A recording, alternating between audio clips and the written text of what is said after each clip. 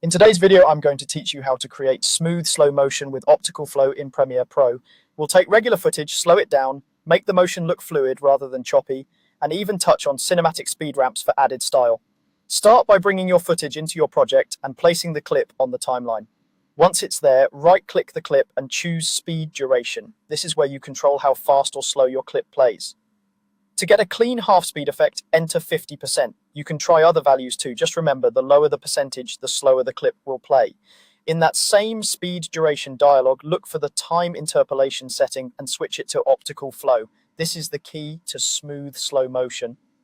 Optical flow analyzes the frames you already have and intelligently generates new frames in between, so motion stays fluid without that stuttering look you might see with basic frame repetition. It's especially helpful when you didn't shoot at a high frame rate. After you've applied optical flow, press enter to render a preview of the section. Rendering gives your system time to process those newly created frames so you can see the true quality of the slow motion during playback. Don't skip this. Unrendered previews can look choppy even when the final result will be smooth.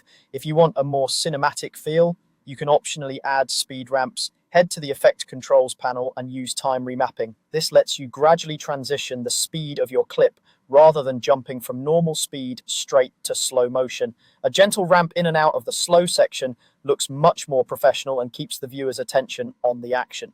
For fine-tuning, keep an eye out for artifacts, things like warping around edges or ghosting in complex motion.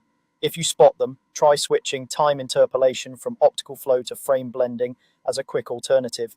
And for the best results on future shoots, record at higher frame rates like 60 FPS or 120 FPS whenever possible.